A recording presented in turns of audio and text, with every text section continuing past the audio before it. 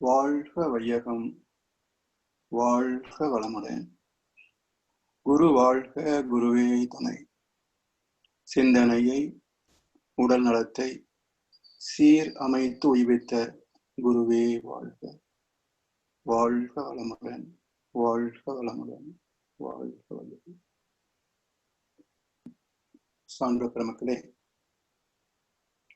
பகவான் காயத்ரி மகரிஷி அவரின் சார்பாக இந்த இணையதள நிகழ்விலே கலந்து கொண்டுள்ள ஆன்மீக உள்ளங்கள் அனைவருக்கும் வாழ்க வளமுடன் என்று வாழ்த்தி வரவேற்பதிலே மகிழ்ச்சியும் நிறைவும் பெறுகின்றோம்.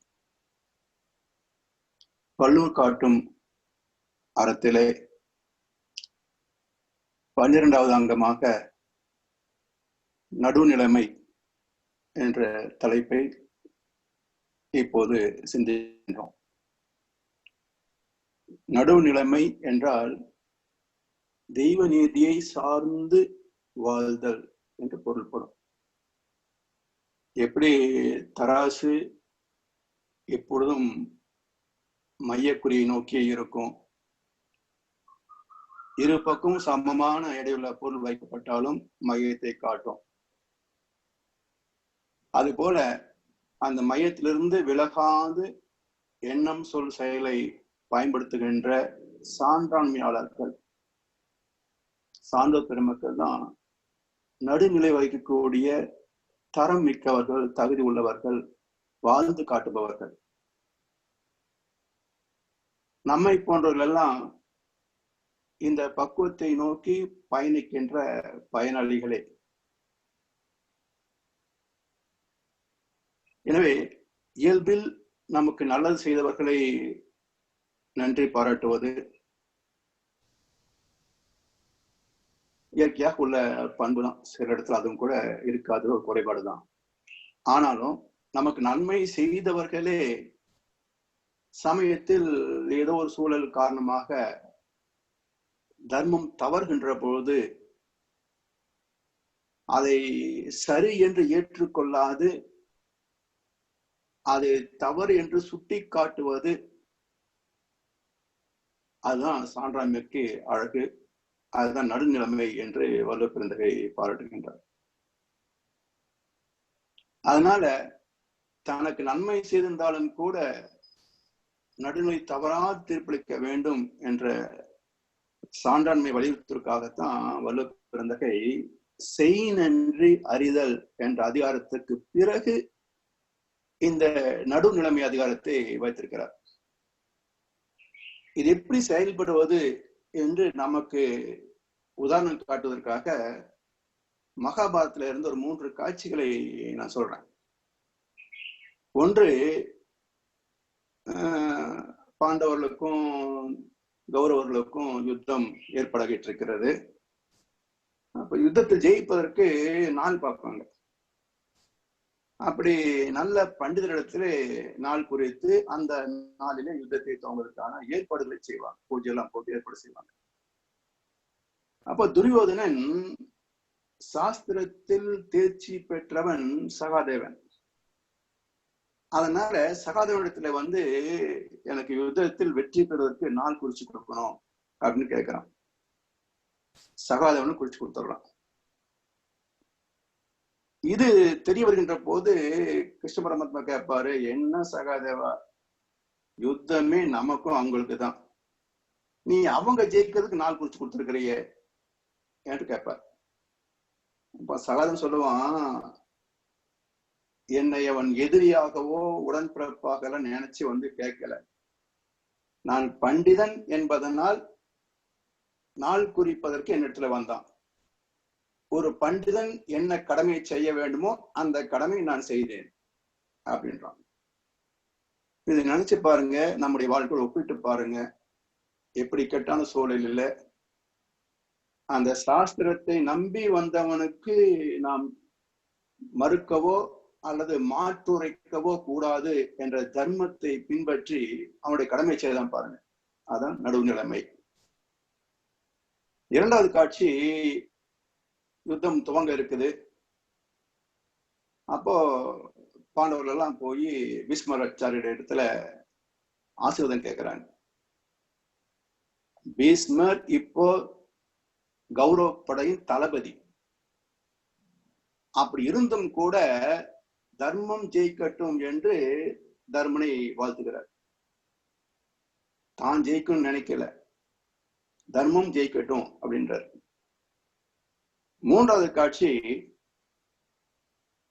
இந்த யுத்தம் ஏற்பாடு செய்த பொழுது ஒவ்வொரு நாட்டுக்கும் போய் எல்லாம் சொல்லுவாங்க, சப்போர்ட், தனக்கு ஆதரவு திரட்டுவாங்க இல்லையா. அப்படி பல நாடுகளுக்கும் போய் பாண்டவர்களும் கௌரவர்களும் படை திரட்டுகின்ற போது கிருஷ்ணகிட்டையும் வராங்க. துரியோதனும் வருவோம், அதனால அர்ஜுனனும் அங்க வந்து சகாயத்துக்காக நிற்பாங்க. கிருஷ்ண பரமாத்மா யுத்தத்தை தவிர்ப்பதற்காக தூது போன போது அவர் எப்படியெல்லாம் அவமதிக்க முடியுமோ அப்படியெல்லாம் அவர் இன்சல்ட் பண்ணியிருப்பான் துரியோதனன். அவன் இப்போ கிருஷ்ணனுடைய சகாயத்தை தேடி இப்போ வந்து உட்கார்ந்துருப்பான். அதெல்லாம் என்ன செய்வான், நீ வந்து எங்கிட்ட கேட்கறது என்ன, மூஞ்சி வச்சுட்டு வந்தேன்னு கேட்க முடியல. நான் அப்படிலாம் கேட்கல. அவன் செய்து எந்த தவறையும் குத்தி காட்டி பேசவே இல்லை. ஒரே சாய்ஸ் கொடுத்தான், என்னுடைய படைகள் ஒரு பக்கம், நான் ஒரு பக்கம், உங்களுக்கு எது வேணுமோ வாங்கிக்கிங்க அப்படின்னு முதல் சாய்ஸ் அர்ஜுனன் கொடுத்தான்.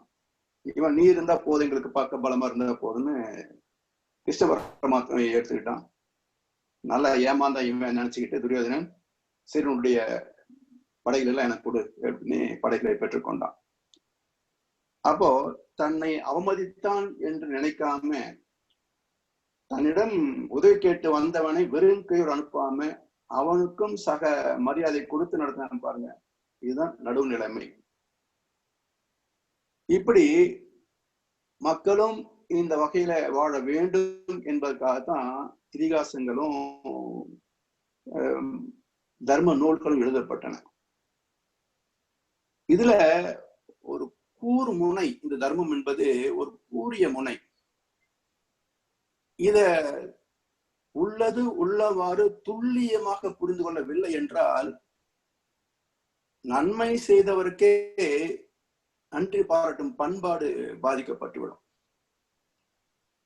இன்னும் சமயத்துல முடிஞ்சா துன்பம் தரவும் இந்த நடுநிலைமை காரணம் காட்டுவதற்கும் வாய்ப்பு உண்டு. எப்படி, இப்போ ஒரு உதவி செய்யறாரு, கொஞ்சம் அரைக்குறை சாஸ்திர ஞானம் இருக்குன்னு வச்சுங்களேன், என்ன சொல்லுவான், என் புண்ணியம் அவர் மூலமா ஆண்டவன் வந்து எனக்கு நல்லது பண்ணினா, அவனா பண்ணினா, அப்ப அவனுக்கு நான் நன்றி பாராட்டணும், ஒரு வகைதானுங்களே. அதே போல தெரிஞ்சு ஒருத்தனுக்கு தவறு பண்றான், அது அவன் பாவம், அதை போக்குறதுக்கு ஆண்டவன் என்ன கருவியை பயன்படுத்திக்கிட்டான், இது நான் என்ன செய்யறது, இது நியாயம் தானே. அதனால தர்மத்தின் கூறிய முனையை சரியாக மக்கள் புரிந்து கொள்ளவில்லை என்றால் இது போல் நன்றி மறப்பதற்கும் தர்மத்தை உதாரணம் காட்டுவான், அதர்மத்தை செய்வதற்கும் தர்மத்தை உதாரணம் காட்டுவான். அதனால இந்த இரண்டு நிலைகளும் சரி அல்ல. தர்மம் எப்போதும் தர்மத்தை மட்டுமே தான் எடுத்து காட்டும், அதை பின்பற்றுவது மட்டும்தான் மக்களுடைய கடமை. இது இன்றைய அரசியல், மதம், வியாபாரம் இதெல்லாம் இன்னைக்கு பார்த்தீங்கன்னா பரவலாக இந்த ஒரு குறைபாடு இருக்கிறத நாம் பார்க்கலாம். தகுதி என ஒன்று நன்றே பகுதியால் பால்பட்டு ஒழுக பெறேன். அதாவது தகுதி என்பது என்னன்னா வெளியிலிருந்து நம்ம வாங்கிக்கிறது. தன்மை இன்ஹரண்ட் கேரக்டர் அப்படிம்பாங்க. நமக்குள் பிறவி குணமாக நம்முடைய இயல்பான பண்பாக இருப்பது தன்மை. அப்படி அந்த தன்மைகளிலே எல்லாமே நிறைந்திருக்கும் என்று சொல்ல முடியாது. சில தன்மைகள் குறைபட்டும் இருக்கலாம். இப்போ சினம் வராத தன்மை நம்மகிட்ட இருக்குங்களா? டக்குன்னு கோபப்படக்கூடியதுதான் இருக்கு நம்மகிட்ட, அது தன்மை. அப்ப இந்த தன்மையை எப்படி மாற்றி அமைப்பது என்றால் மகரிஷி சினம் தவத்தில் பயிற்சி கொடுக்குறாங்க. அந்த பயிற்சி முறையாக தவறாமல் செய்து அந்த பக்குவத்தை பெறுகின்ற போது நாம் பொறுமையை கையாளக்கூடிய தகுதியை பெறுகிறோம். அப்ப தகுதி என்பது ஒரு பயிற்சியின் மூலமாக, விளக்கத்தின் மூலமாக நாம் அடைகின்ற மேன்மை என்று பொருள். அப்போ இயல்பான தன்மை, இதனோடு சமூகத்தில் இருந்து பெறுகின்ற தகுதி, இவை இரண்டும் இணைந்ததே ஒரு மனிதனின் திறமையாக மாற்றி அடைகிறது. அந்த திறமை வெற்றிக்கு காரணியாகிறது. அதனால அடக்கம் பெற்றுள்ள ஆற்றல் வெளிப்படணும். அப்படி தன்மை தகுதி என்ற இரண்டும் இணைந்தது திறமை. அதன் மூலமாக நாம் அடையக்கூடிய வெற்றிகள் என்பது நாம் அடைய வேண்டிய இலக்கு. இப்படி தர்மத்தை சார்ந்து தீர்ப்பு சொல்லும் திறத்தை நாம் பெற்றுக்கொள்ள வேண்டும் என்பதனால வலுப்பெருந்தகை தகுதி என ஒன்று நன்றி, பகுதியால் பால்பட்டு ஒழுக பெறும் என்கிறார். செப்பம் உடையவன் ஆக்கம் சிதைவின்றி எச்சத்திற்கு ஏமாப்பு உடையது. நம்ம நடைமுறை வாழ்க்கையில மிச்சம்னு ஒரு வார்த்தையை பயன்படுத்துறோம். எச்சம் என்பது பெரும்பாலும் நம்ம பயன்படுத்துறது இல்லை. அது எங்க பயன்படுத்துறோம்னா, சாப்பிடும்போது வாயில போட்டுட்டோம், அந்த டேஸ்ட் பிடிக்கல, ஏதோ சம்திங் ஏதாவது கல்லுகள் இருக்குன்னு வச்சுங்களேன், அப்படியே துப்பி வெளியே வச்சிருவோம். அப்போ என்னது எச்சில் அப்படிம்போம். அப்ப மிச்சத்துக்கும் எச்சத்துக்கும் என்ன பேதம் என்றால், இப்ப நம்ம உணவு பரிமாறியாச்சு, சாப்பிட்றோம், ஒரு பகுதியை நம்ம தொடாம அப்படியே ஒதுக்கி வச்சுன்னு வச்சுங்களேன், என்ன சொல்லுவாங்க, என்ன சாப்பாடு மிச்சம் வச்சுட்டீங்க அப்படிம்பாங்க. மாறாக அப்படியே சொன்னது போல வாயில போட்டு துப்பி அந்த வச்சீங்கன்னா எச்சில் அப்படிம்பாங்க. அப்ப இந்த மிச்சத்துக்கும் எச்சத்துக்கும் என்ன பேதம் என்றால், இருப்பதை அப்படியே மிகுதி வைத்தால் அது மிச்சம், இருப்பதோடு வைத்ததோடு சில மாற்றங்கள் நிகழ்ந்தால் அது எச்சம். இப்போ இது எப்படி கர்ம பலன்ல வருதுன்னு பாருங்க.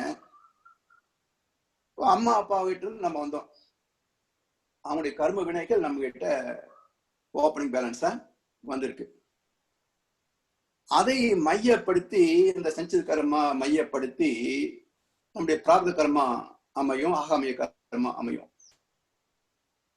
இப்ப நமக்கு ஒரு குழந்தை பிறக்கிற போது அந்த குழந்தை நம்முடைய மிச்சமா எச்சமா அப்படின்னா மிச்சம் சொல்ல முடியாது. ஏன்னா அம்மா அப்பா கிட்ட இருந்த சஞ்சித கர்மாவை மட்டுமே வாங்கி அதை மட்டும் அனுபவிச்சுட்டு ஒண்ணுமே செய்யாம ஒரு குழந்தையை பெற்றுக்கிட்டா அது மிச்சம்னு சொல்லலாம். ஆனா தாய் தந்தையிடமிருந்து பெற்ற சஞ்சித கர்மாவோடு நான் அனுபவித்த அனுபவங்கள் அது பிராரப்த கர்மான்னு கூட சேர்ந்தல்லவா. அப்ப சஞ்சிதத்தோடு பிராரப்தம் சேர்ந்ததால் இந்த இரண்டும் சேர்ந்த நிலையில் வெளிப்பட்ட குழந்தைக்கு எச்சம் என்று பேர். அப்போ செப்பம் உடையவன் ஆக்கம் சிதைவின்றி எச்சத்துக்கு ஏமாப்புடைத்து. இது மாதிரி நல்லொரு முயற்சியும் உழைப்பால் பெற்ற பொருளும் அனுபவங்களால் பெற்ற அறிவும் கொண்டு வந்த சஞ்சித கர்ம வினைகளோடு இணைந்து சந்ததிக்கு போவதனால சந்ததி எச்சம் என்கிற வள்ளுவர். இப்போ மனிதன் பொருளை ஈட்டி துய்த்து சந்ததிகளுக்கு விட்டு போறான். அப்படி விட்டு போன சொத்துக்களை அனுபவிப்பவர்களும் உண்டு. பெரும்பாலும் சிலருடைய வாழ்க்கையில அனுபவிக்க முடியாமல் அந்த சொத்துக்களை இழந்து போவதும் உண்டு, அல்லது அந்த சந்ததி இறந்து போவதும் உண்டு. அப்ப சொத்துக்களை இழந்தாலோ சந்ததி இறந்தாலோ ரெண்டு வகையிலும் சொத்து பயனாகவில்லை. அப்போ இப்படி சொத்துக்கள் பயன் ஆகாத மாதிரி அந்த சூழலை யார் உருவாக்குறாங்க? ஏன் உருவாக்குனா? அதுதான் தெய்வ நீதி. இப்படி ஒவ்வொரு செயலுக்கும் அந்த தெய்வ நீதியே விளைவாக வருவதை புரிந்து கொண்டோம்னா, தர்மம் தவறி வாழ்வதற்கோ, தர்மம் தவறியவர்களை சார்வதோ அல்லது அவர்களை ஆதரித்து பேசுவதோ செயல்படுவதோ இருக்காது.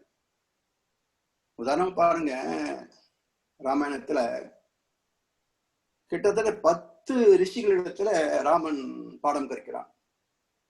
பல ஆன்மீக பயிற்சி முறைகள், தியான பயிற்சிகள் எல்லாவற்றையும் கற்று தன்னை தகுதிப்படுத்தி ராவணனை வென்று பிறகு அயோத்திக்கு திரும்புகிறான். அப்படி அவன் தகுதி பெற்றதால் பட்டாபிஷேகத்துக்கு பிறகு அவனுக்கு அடுத்த வருஷம் இரட்டை குழந்தை பிறக்குது, லவகுசன். இவங்களுடைய சிறப்பு என்ன பாருங்க, இவங்க வளர்ந்தது வசிஷ்ட மகர்ஷியுடைய ஆசிரமத்துல, வால்மீகி மகர்ஷியுடைய ஆசிரமத்துல. வால்மீகி மகர்ஷி ராமாயண கதையை எழுதி அதை பாடி காட்டி அந்த குழந்தைகள் அதுல நல்லா தேர்ச்சி பெற்றிருப்பாங்க. அப்போ அயோத்தியில இது மாதிரி இரட்டை சகோதரர் இருக்கிறாங்க, அவங்க ரொம்ப நல்ல ராம காவியம் பாடுறாங்க, அவங்கள நம்முடைய சபையில ஒரு நாளைக்கு அழைச்சி பாட வைக்கணும் அப்படின்னு அழைத்து அவருக்கு மரியாதை கொடுத்து பாட வச்சு நிகழ்ச்சி முடிவில் ராமன் மிக மகிழ்ந்து அவர்களுக்கு ஒரு தட்டுல பொண்ணும் மணியும் வச்சு கொடுப்பான். அப்போ அந்த பசங்க சொல்லுவாங்க, அரண்மனையிலே வாழ்கின்ற உங்களுக்கு பொன்னும் பொருளும் மதிப்பு மிக்கது, ஆசிரம வாசிகளாகிய நாங்களோ இவற்றை துச்சமாக நினைக்கிறோம், அதனால் இந்த பொருள் எங்களுக்கு வேண்டாம்.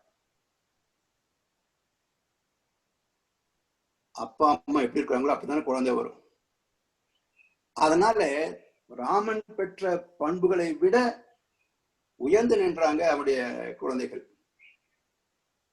அப்படி நற்பண்புகள் அடுத்து வரக்கூடிய தலைமுறைகளிலே இன்னும் அது நற்பண்புகளாக முழுமையை நோக்கி பயணிக்கும். நன்றே தரினும் நடுவிகந்து ஆம் ஆக்கத்தை அன்றே ஒழிய விடல். அதாவது நமக்கு ஒரு பதவி உயர்வு கிடைக்கலாம், ஒரு அந்தஸ்து கிடைக்கலாம், அல்லது பொருள் வசதிகள் கிடைக்கலாம், இல்ல பெரும் செல்வம் எதிர்பாராத வகையிலே யாரோ நமக்கு கொடுப்பதாகவும் இருக்கலாம்.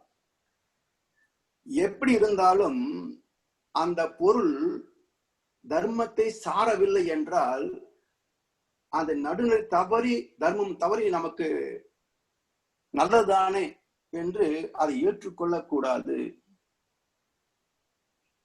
அப்படி ஒரு வாய்ப்பு வருகின்ற போது நம்ம என்ன நினைக்கணும் அப்படின்னா, இந்த தூண்டில்ல ஒரு சின்ன புழுவை வச்சு மீன் பிடிக்க பயன்படுத்துவாங்க. அந்த சின்ன புழு தனக்கு இரையாச்சே அப்படின்னு நினைச்சு மீன்கள் எல்லாம் வந்து அதை கவ்வும். அப்புறம் கதை என்ன ஆகும், தூண்டில பிடிச்சு மீனவன் எடுத்துருவான். அப்போ தூண்டில் புழுவுக்கு ஆசைப்பட்டு தன் வாழ்வையே இழந்த மீன் எப்படியோ அது மாதிரி நாம் சில அதர்மம் சார்ந்த நன்மைகளுக்கு ஆசைப்பட்டோம் என்றால் தர்மத்தால் தண்டிக்கப்படுவோம். ஏன்னா இப்போ ஒரு பொருள் தெருவில் கிடைக்குதுன்னு வச்சுங்களேன்,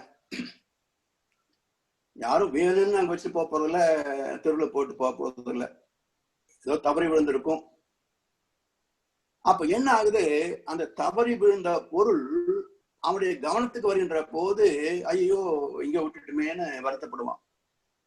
அப்போ தெருவில் கிடக்கின்ற பொருளோடு அதை இழந்தவனின் வருத்தமும் இணைந்திருக்கிறது. இப்போ அந்த பொருள் எடுத்தால் அவனுடைய வருத்தமும் சேர்ந்துதான் நம்ம கிட்ட வரும். எப்படி பூவோட சேர்ந்து மனமும் வருகிறதோ அது போல பொருளோடு சேர்ந்து அந்த தன்மையும் வரும்.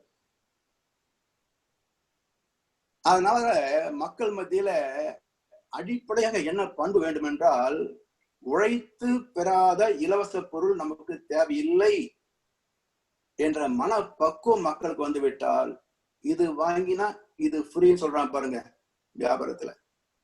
இந்த தந்திரம் படிக்குமா?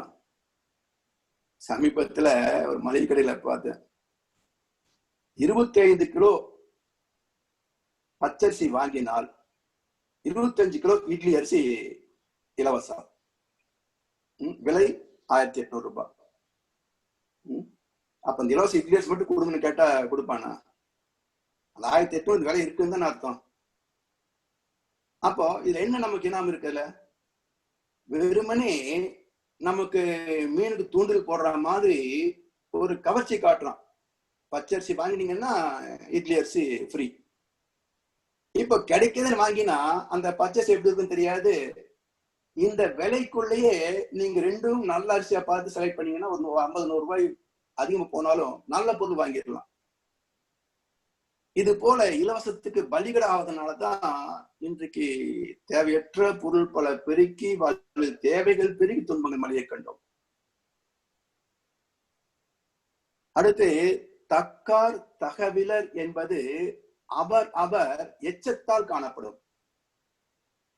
தக்கார் தகவிலர், ஒருவர் மரியாதைக்குரியவரா, மாண்புமிக்கவரா, இல்ல அதுக்கு தகுதி இல்லாதவரா அப்படின்றத அவருடைய கர்ம வினையின் பயனாக வந்த சந்ததியை பார்த்தா கண்டுபிடிச்சிடலாம்.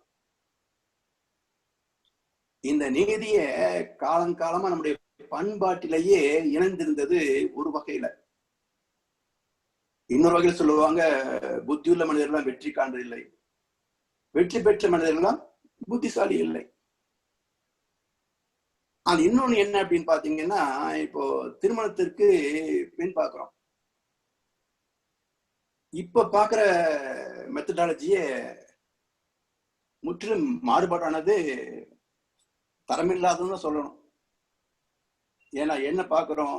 படிப்பு இருக்கா, வேலை இருக்கா, பர்சனாலிட்டி இருக்கா, சொத்து இருக்குதா, இப்படிதான் பாக்குறோமே தவிர அந்த குடும்பத்திற்கு பண்பு இருக்கிறதா என்று நான் பார்க்கிறதே கிடையாது.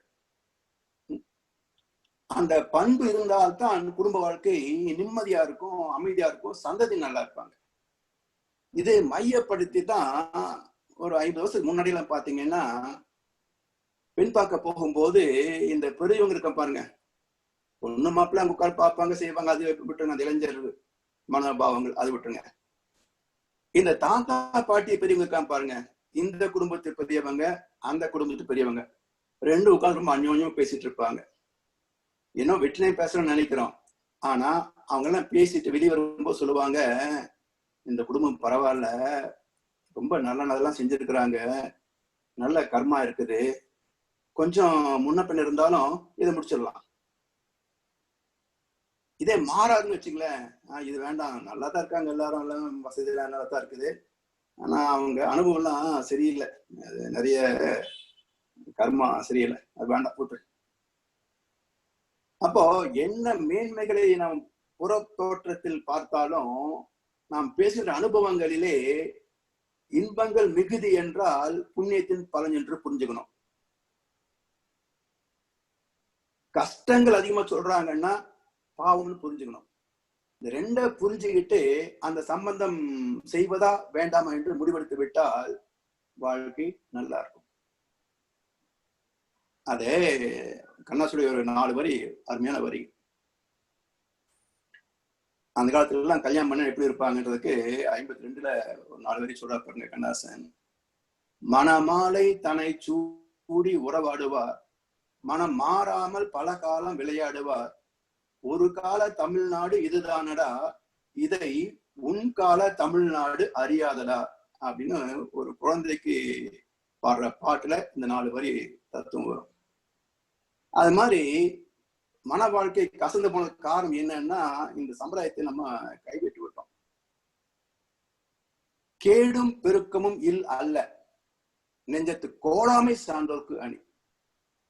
அதாவது கேடு புரியுதுங்க, கஷ்டம், வறுமை, எளிமை இப்படியெல்லாம் வச்சுங்களேன். பெருக்கம், ஆடம்பரமான வசதிகள், இதெல்லாம் பொருட்டே அல்ல. அவன்கிட்ட பணம் இருக்கலாம், இல்லாம இருக்கலாம், வசதி இருக்கலாம், இல்லாம இருக்கலாம், இதெல்லாம் ஒரு பொருட்டே அல்ல. எது பொருட்டு? நெஞ்சத்து கோடாமை சான்றோர்க்கு அணி. கோடாமை என்றால் நடுநிலைமை தவறாத என்று பொருள். சான்றோர்க்கு அணி. சான்றோர் என்றால் சான்று ஓர் என்று ரெண்டா பிரிச்சுக்கணும். ஓர்தல் என்றால் சார்ந்திருத்தல் என்று பொருள். அப்போ எதை சார்ந்திருப்பது என்றால் தர்மத்தை சார்ந்திருப்பது, தெய்வத்தை சார்ந்திருப்பது. அப்படி சார்ந்து வாழ்ந்து தர்மம் தான் வாழ்க்கையின் சொத்து என்பதை மற்றவர்களுக்கு ஒரு முன்மாதிரியாக எடுத்துக்காட்டாக வாழ்ந்து காட்டுகின்ற போது சான்று ஓர் சான்றோர் என்று சிறப்பிக்கப்படுகிறார். மனப்பூர்வமாக நடுநிலையில் சிறிதும் பிறழாது வாழ்கின்ற சான்றோரை பொருள் ரீதியாக ஏற்படுகின்ற லாப நட்டங்களோ உறவுகள் வழியாக வருகின்ற வெற்றி தோல்விகளோ சிறிதும் அவர்களை பாதிப்பது இல்லை. இருந்தாலும் இழந்தாலும் மேன்மக்கள் மேன்மக்களே. இப்போ தொழில் செஞ்சு சம்பாதிக்கிறோம் அப்படின்றது பொதுவான கருத்து தான் இப்போ சமுதாயத்துல. அப்படி தொழில் செய்து சம்பாதிக்கிறோம்னு சொல்லி பல மடங்கு லாபம் வச்சு விற்கிறதும், உழைப்புக்கு அதிகமாக கூலி கேட்பதும் அதர்மத்தில் வர வைக்கப்படும்.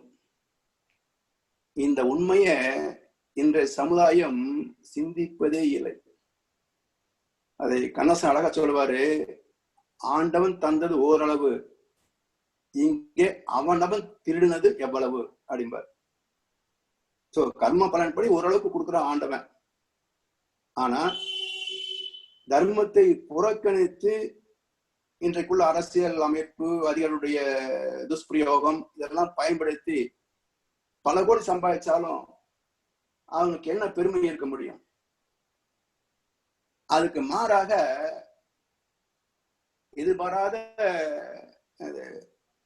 இதுக்கு மாறாக சிந்தனை, சிக்கனம் இணைந்த வாழ்க்கை எளிமையாக இருந்தாலும் கூட தர்மம் பெறவில்லை என்ற நிம்மதி அங்க இருக்கு.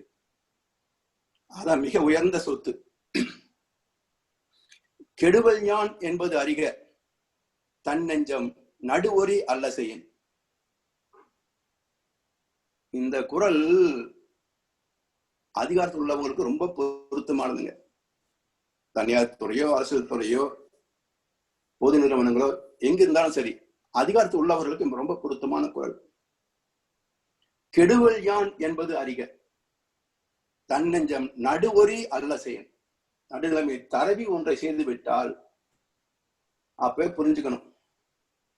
இப்போ உதாரணம் பாருங்க, அரசியல்வாதி பிரஷர் கொடுக்குறாங்க, இல்ல நமக்கு டிரான்ஸ்ஃபர் போட்டுருவாங்க, இல்ல நமக்கு ஏதாவது துன்பம் கொடுப்பாங்க அப்படின்னு பயந்துகிட்டு அவனுடைய சொல்லுக்கு மதிப்பளித்து சட்டத்துக்கு முரண்பட்டு ஒரு கோப்பில் இடுகின்ற கையெழுத்து பின்னாளில் குற்றவாளி என தீர்ப்பளிக்கப்படுகின்ற போது அவனது குடும்பமே தலைகுனிய வேண்டி வரும். இதை விட டிரான்ஸ்பர் நல்லது இல்லையா?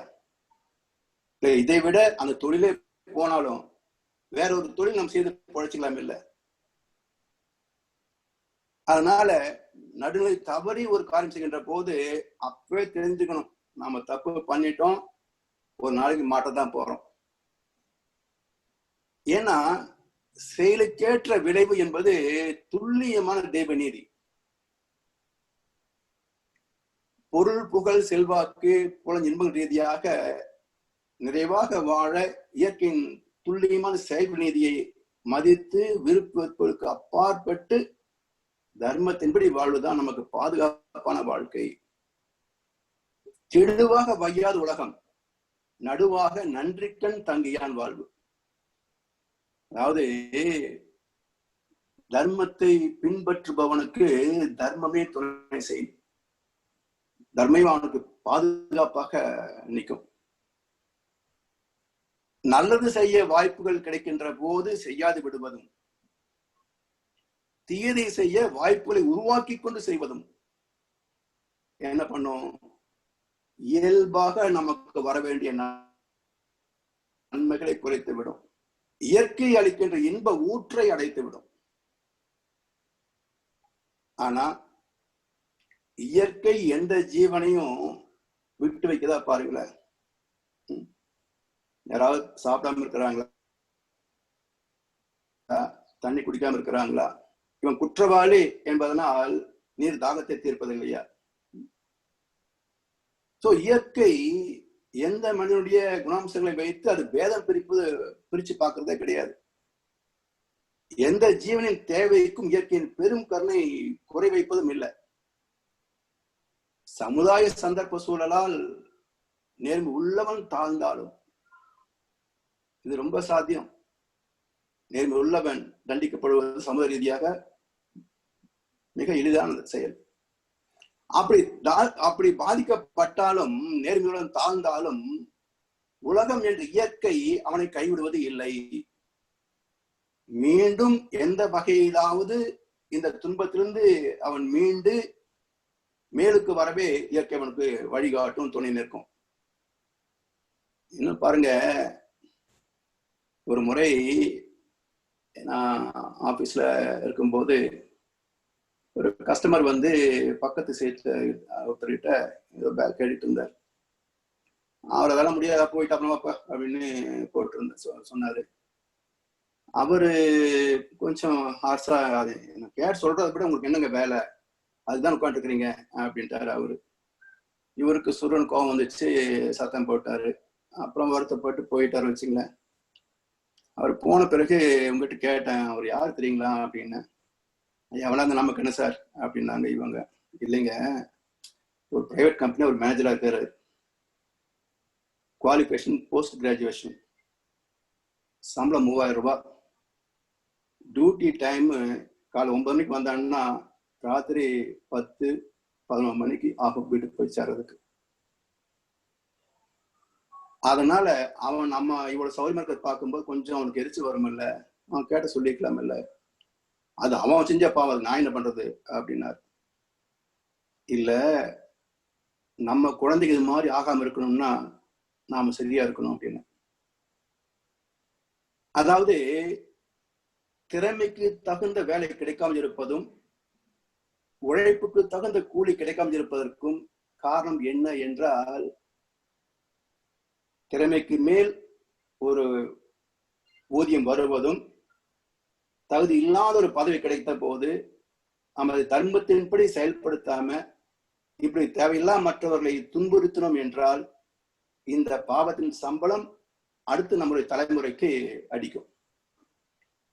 இப்போ அவன் சிரமப்படுறான், சம்பளம் கம்மி, அவனுடைய அடுத்த சந்ததி பாருங்களேன், இவனுக்கு உழைப்புக்கேற்ற ஊதியம் தரப்படாமல் போகலாம், ஆனா இவனுடைய உழைப்பு இறைவனின் கணக்கில் வர வைக்கப்படும், அவனுடைய சந்ததிக்கு நல்ல வாழ்க்கை அமையும்.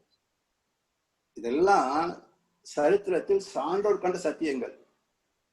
நாம் இந்த தலைவரை மட்டுமே வச்சு கணக்கு பார்க்கிறோம், பூர்வீகத்தை கணக்குல எடுக்கிறது இல்லை. அந்த பூர்வீக கணக்கும் சேர்த்து நம்ம கணக்கை பார்த்தாதான் தெய்வத்தின் கணக்கு சரி என்றது புரியும் நமக்கு. சமன் செய்து சீர்தூக்கும் கோல் போல் அமைந்து ஒரு பால் கோடாமை சான்றோர்க்கு அணி. சமன் செய்து சீர்தூக்கும் கோல், ஏற்கனவே சொன்னது மாதிரி தராசு காலியா இருந்தாலும் அந்த முள் வந்து நடுநிலை காட்டும்.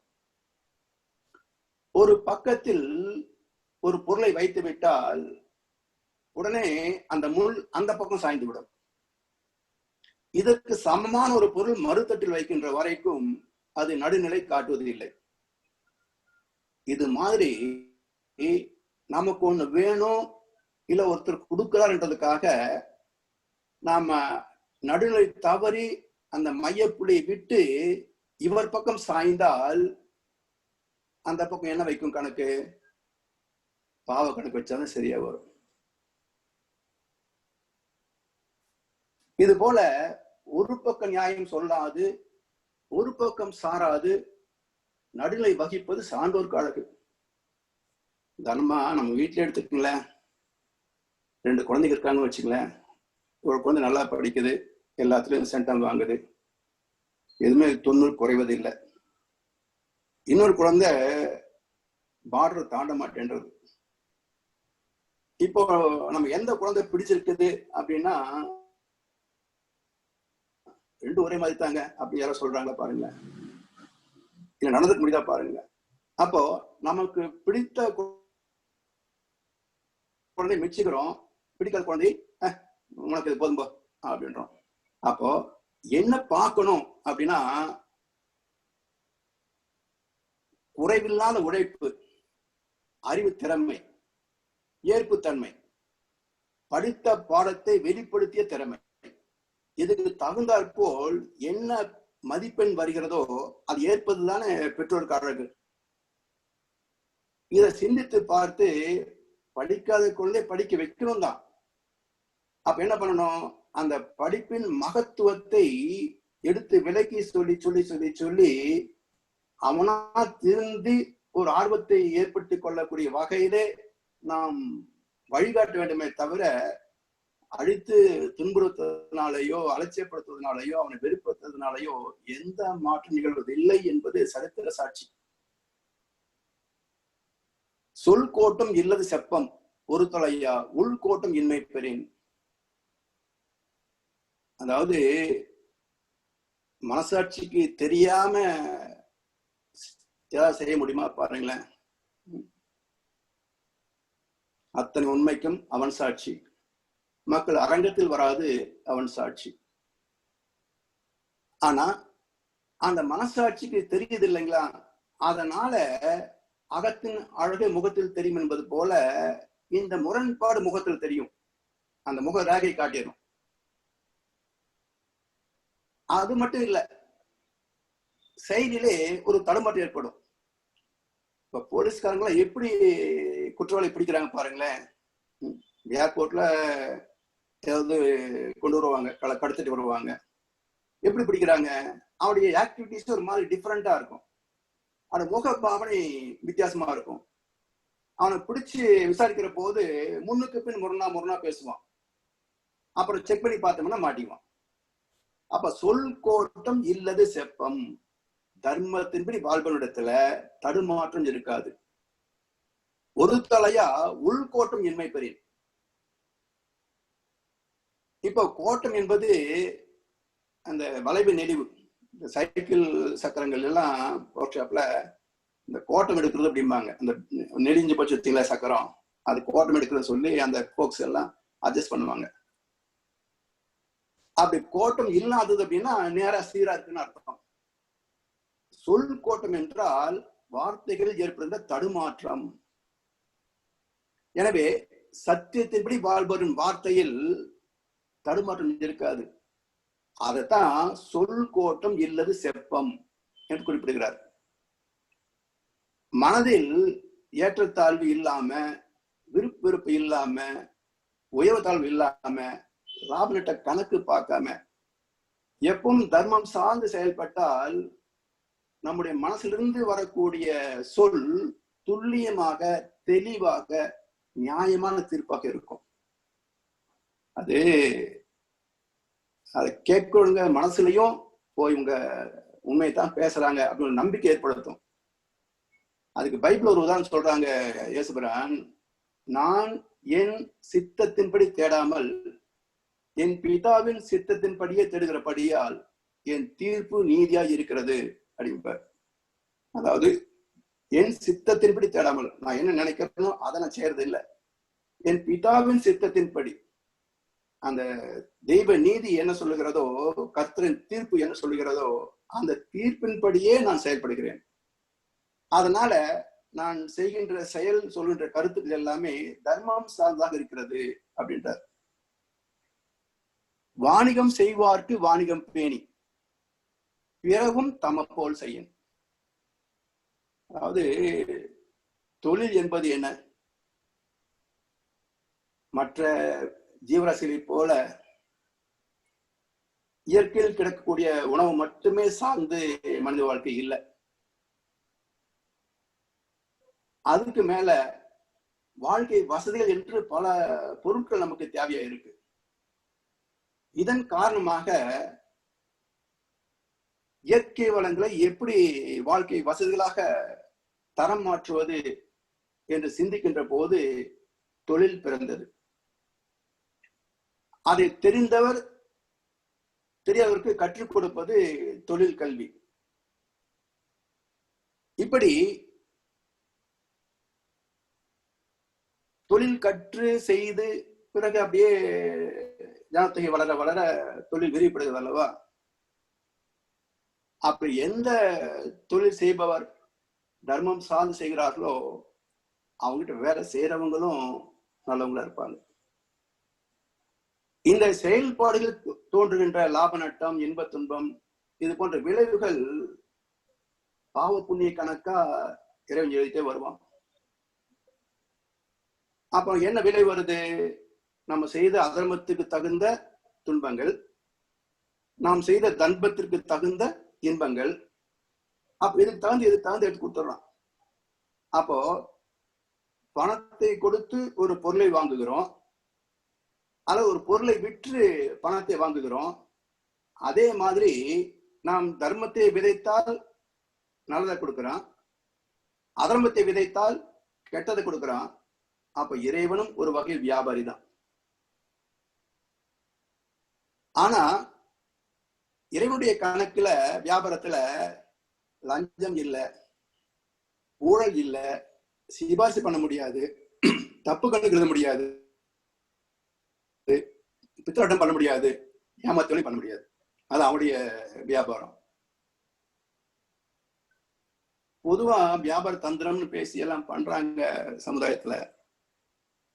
ஆனா எந்த வியாபாரியாவது தான் நட்டப்படுவது விரும்புறானா பாருங்களேன். தான் நட்டப்படுவதை விரும்புறானா? அப்ப அதே மாதிரி தானே ஒரு வாடிக்கையாளர் நஷ்டப்பட்டாதானே கடைக்காரங்க லாபம் அதிகமா கிடைக்கும். அப்ப தான் நஷ்டப்பட்டு விரும்பாத போது இன்னொருத்தருக்கு நஷ்டப்படுத்துவது எப்படி தர்மமாகும்? அதான் பைபிள் சொல்லுவாங்க, நீ என்ன விலை நிர்ணயிக்கிறாயோ, என்ன விலை கொடுக்கிறாயோ, அதே விலை திரும்ப வரும். இப்படி எத்தனையோ உதாரணங்கள் நம்ம அனுபவத்துல பார்க்கலாங்க. என்ன பாடம் கத்துக்கணும்? அவங்க பார்க்க உதாரணங்கள் எல்லாருக்கும் தெரிஞ்ச விஷயங்கள் தான். எங்கேயாவது ஒரு கிரக பிரவேசம், கல்யாணம் காட்சி போனோம்னா எல்லாரும் எதுதான் பேசுறாங்க, அவன் வாழ்ந்துட்டான், அவன் கெட்டு போயிட்டான், அவுட் பண்ணா, இப்படி பண்ணான். இந்த செய்திகளில் இருந்து நாம் என்ன பாடத்தை கற்கிறோம்? நாளும் ஒவ்வொரு பாடம் கூறும் காலம் தரும் பயிற்சி என்று பட்டுப்பட்டு சொல்லுவார். அப்ப அந்த காலம் காட்டுகின்ற பாடத்துல நாம் கற்றுக்கொள்ள வேண்டாமா? அப்படி கற்றுக்கொள்ளக்கூடிய பண்பாடு வந்து விட்டால் இவ்வளவு 1000 வருஷம் ஆகியும் கூட இன்னும் நாம் நிம்மதியா வாழக்கூடிய சமுதாயம் இருக்கா பாருங்களேன்.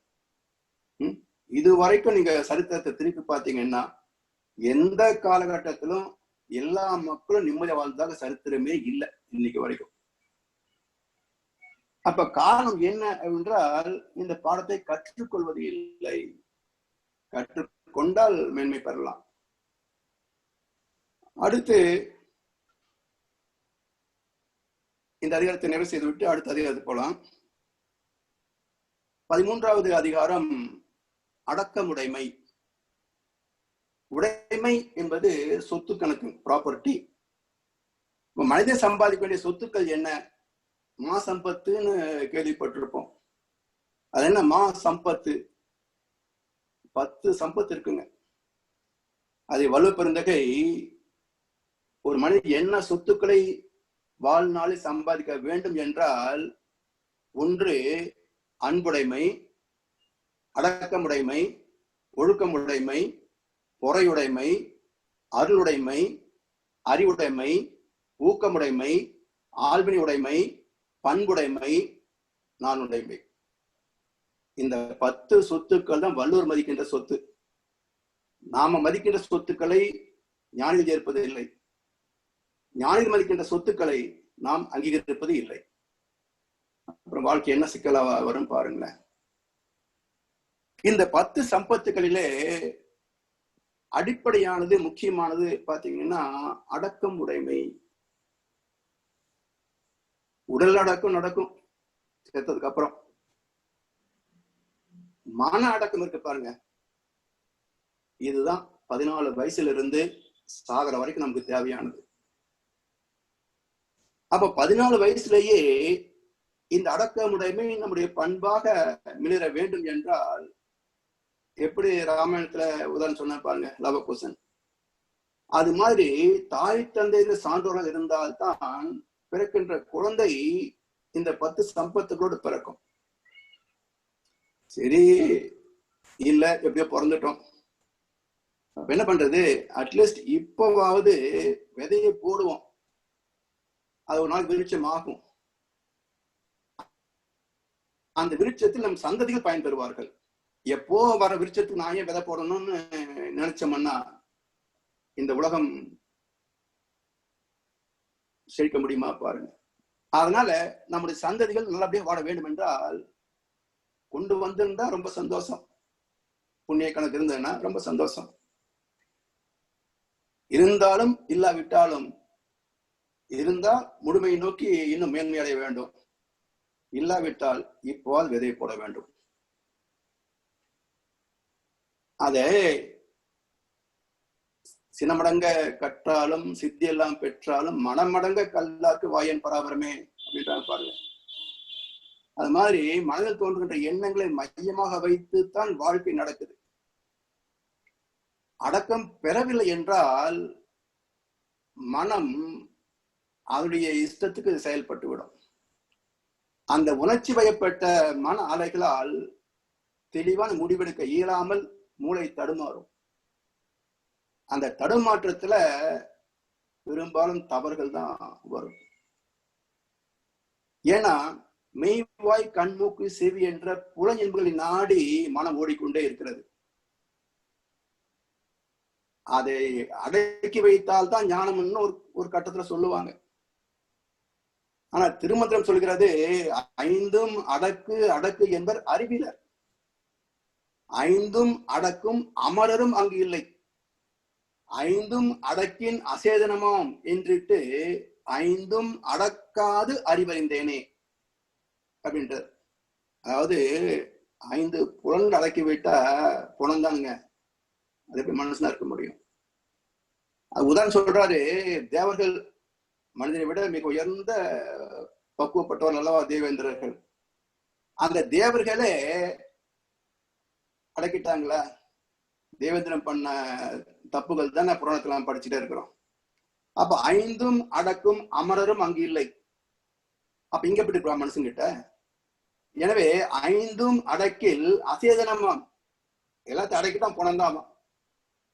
அதனால ஐந்தும் அடக்காது அறிவறிந்தேனே.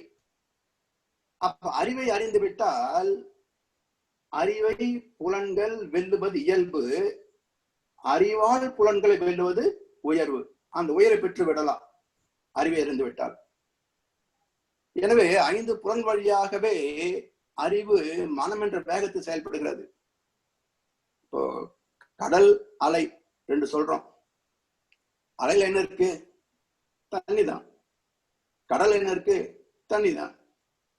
அப்போ 2ம் தனியா இருக்கிற போது ஏன் ஒன்றுக்கு பெயர் கடல், ஏன் இன்னொன்றுக்கு பெயர் அலை என்றால், எப்படி கடலுக்கும் அலைக்கும் உட்பொருள் நீரோ அதே போல் மனதுக்கும் அறிவுக்கும் உட்பொருள் தெய்வம். அப்ப தெய்வமே அடக்கத்தில் அறிவாக செயல்படுகிறது, உணர்ச்சி வேகத்தில் மனமாக செயல்படுகிறது. அந்த மனதை அடக்கி அறிவின் பாதையில் செயல்படுவதற்கு வழிவகை கண்டாங்க நம்முடைய முன்னோர்கள். அதுக்கு பேர் தான் ஆன்மீகம். அந்த ஆன்மீகத்தின் அடிச்சுவடு பக்தி மார்க்கம். பக்தியில் தொடங்கி விளக்கத்தில் பயணித்து முக்தியில் நிறைவேறுவதுதான் மனித வாழ்க்கை. ஆனா மக்களுக்கு தர்மத்தை போதிக்க வேண்டிய பக்தி பல நூற்றாண்டுகளாக அந்த எல்கேஜிலேயே இருக்குது. அந்த எல்கேஜி பாடத்தை நீங்க மாத்தி அறிவுபூர்வமா பேசினாலே இப்படி எல்லாம் பேசாதீங்க. கண்ணப்ப நாயர் கண்ணியை தோண்டி வச்சாருன்னா தான் அங்க ஏத்துக்குவோம். அவர் அறிவை வெளிப்படுத்தின சொன்னா அங்க ஏத்துக்க மாட்டோம். பிள்ளைக்கு அமுது படைத்தார் ஒரு அடியார், வெத்த குழந்தைய வெட்டி கறி சமைச்சு கொடுத்தாராமா, அந்த அடியார் சாப்பிட்டாங்களாமா. இப்படியே பேசினா நம்பிடும். அப்படி இல்லைங்க, அந்த பிள்ளை என்பது நம்முடைய வினை பதிவுகள், அதை சுத்தம் பண்ணினா அது அடியார்களுக்கு விருப்பமானது அப்படின்னு சொன்னா இப்படி பேசக்கூடாது. இது அபத்தம். இது மாதிரி அந்த எல்கேஜியிலே நிக்கிறாங்களே தவிர ஒரு அறிவுபூர்வமான விளக்கத்தை தந்தால் எத்தனை பக்தர்கள் ஏற்றுக்கொள்ள தயாராக இருக்கிறார்கள். அப்படி ஏற்றுக்கொள்ளவில்லை என்றால் எந்த பக்தர் நிறைவாக வாழ்ந்து சேர்த்தான்? அதனால எந்த காலத்தில் எந்த கருத்து சொல்லப்பட்டதோ அவருடைய நோக்கத்தையும் அதனுடைய காலகட்டத்தையும் புரிந்து கொண்டு இன்றைக்கு அதை எப்படி நாம் பயன் கொள்ள வேண்டுமோ அப்படி பயன் கொண்டால் தான் வாழ்க்கை மாற்றம் பெறுமே தவிர அதே வகையில் அப்படியே போயிட்டு இருந்தா அப்படியே தான் இருக்கும். அதுக்கு வழி என்ன என்றால், மனடக்கத்துக்கு என்ன வழி? மனதை பக்குவப்படுத்துவது. அப்போ ஆலயம் என்பது ஆன்ம லயத்திற்கான இடம். அப்ப ஆன்ம லயம் என்பது எங்க நடக்க முடியும்? ஆன்மா நம்ம கிட்ட இருக்குது, கோவில்ல கர்ப்பகிரகம் இருக்குது. அப்போ நம்ம கிட்ட இருக்கிற ஆன்மா எதுக்கு லயமாகணும்? பரமாத்மாவோட லயமாகணும். அப்ப நமக்குள்ளேயே ஜீவாத்மா, அதன் உட்பொருளாக பரமாத்மா இருக்குது. அப்போ நமக்குள் தான் இந்த ஜீவாத்மா நமக்குள் இருக்கின்ற பரமாத்மாவோடு லயமாகணும். இதை விட்டுட்டு கோவில போயிட்டு லயமாகும். எனவே லயம் என்பது நமக்குள் அகத்தில் நிகழ்வதை தவிர புறத்தில் அல்ல. அப்ப ஆலயம் என்ன பயன் தருகிறது என்றால், அகத்தில் நிகழ வேண்டிய ஆலயத்திற்கு அந்த வழிபாட்டு ஸ்தலம் ஒரு பயிலரங்கம், ஒரு பயிற்சி கூடம். அங்க போய் தியானத்தை பயிற்சி செய்தால்தான் நமக்குள் ஆன்ம லயம் நிகழுமே தவிர அந்த பயிற்சியை நாம் மேற்கொள்ளவில்லை என்றால், ஆலயத்துடைய அமைதியான சூழல் நாம் பயன்கொள்ளவில்லை என்றால் நமக்குள் ஆலயம் நிகழாது. அடக்கம் அமருள் உய்க்கும், அடங்காமை ஆறிருள் உய்த்துவிடும். அதாவது அருவமாக உள்ள இறையாற்றலான அருள் அமர்த்துவம் வாய்ந்தது, அழிவில்லாதது. அடக்கத்தால் மனம் இந்த பிரபஞ்சத்தோடு இணைந்து காலத்தை கடந்தும் வாழும் சிறப்பை பெற முடியும். எப்படின்னா, உடல் அழியத்தான் போகும். வள்ளுவர் எப்போ வாழ்ந்தார்? 2050 வருஷத்துக்கு முன்னாடி வாழ்ந்தவர். இன்னைக்கு நாம் சிந்திக்கிறோம் அல்லவா? உடல் அழிந்தாலும் புகழ் அழியாது வாழ்வதற்கு எது தேவை என்றால் அடக்கமுடைமை. அப்படி இல்லை என்றால் அடங்காமை உடல் நலனையும் அமைதியையும் வாழ்க்கை மேன்மைகளையும் கெடுத்து இருள் என்ற துன்பத்தில் ஆழ்த்துவிடும். ஏன்னா ஒவ்வொரு செயலுக்கும் துல்லியமான எதிர்ப்புகளை உண்டு என்பது நியூட்டன் விதி. அந்த நியூட்டன் விதி மக்களுக்கும் பொருந்தும் என்பதை மக்களுக்கு எடுத்து சொல்லணும், அதை ஏற்றுக்கொள்ளணும். காக்க பொருளா அடக்கத்தை ஆக்கம் அதனின் ஊம்பி இல்லை உயிர்க்கு. அதாவது உயிர் வாழ்க்கைக்கு தேவையான அனைத்து சிறப்புகளையும் பெறக்கூடிய வழி என்ன என்றால் அடக்கம். அதனால் இந்த பெருநிதியை மிக பொறுப்போடு, அக்கறையோடு, எச்சரிக்கையோடு காத்துக்கணும். இதற்கு நிகரான வளம் தரும் வகை, சம்பாதிக்கூடிய வகை வேறு கிடையாது. அதே போல அடக்கத்தை போன்ற ஒரு பெரும் செல்வம் வேற எங்கேயும் சம்பாதிக்கவும் முடியாது. செறிவறிந்து சீர்மை பயக்கும், அறிவறிந்து ஆற்றின் அடக்கப்பெறின். அதாவது அறிவு சார்ந்த செயல் மூலம் புண்ணியங்களை அள்ளித்தருவது அடக்கம். அறிவை அறிந்தால் நான் செஞ்சேன் என்ற தன்முனைப்பும் இருக்காது. எல்லாம் அறிந்து சிறப்பாக செய்திருந்தாலும் எனக்கு ஒன்றும் தெரியாது அப்படின்றது நினைக்கிறது மன அடக்கம். இதெல்லாம் செய்திருக்கிறீங்களே அப்படின்னா என்ன, இறைவன் செய்ய வச்சான், நடந்திருக்குது, நான் இல்லை இன்னொருத்தர் செஞ்சிருப்பாங்க, அவ்வளவுதானே. இப்படி அறிவே தெய்வமாக இயல்பூக்கமாக பகுத்தறிவாக செயல்படுவதால் பகுத்தறிவை கொண்டு வேறொருவோடு இணைவதே செறிவறிந்து சீர்மை பயக்கும். இது எப்படின்னா, ஒரு குடம் தண்ணி இருக்கு கையில. இந்த ஒரு குடம் தண்ணி என்ன பண்ண முடியும்? தாகம் தீர்க்கலாம், சமைக்கலாம், அவ்வளவுதானே. இந்த குடம் நீரை கடலில் கலந்து விட்டால் அந்த கடல்ல கப்பல் போய்கிட்டு இருக்குது. இப்போ இந்த குடம் தனியா கப்பலை தாங்குச்சு? நியாயமான கேள்வி தானே? தாங்கல.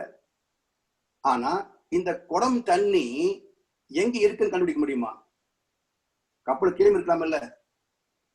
அப்போ குடம் நீர் கப்பலை தாங்குவது இல்லை என்றாலும் அந்த கடல் நீரில் குடம் தண்ணீர் கலந்ததால் கப்பலை தாங்குகிறேன் என்ற பெருமை குடம் நீருக்கு வந்து அமைகிறது அல்லவா? அது போல இயற்கையின் சீர்மையில் நன்மைகளை பெறக்கூடிய சிறப்பை கொடுப்பது மன அடக்கம். நிலையில் திரியாது அடங்கியான் தோற்றம் மலையினும் மான பெரிது.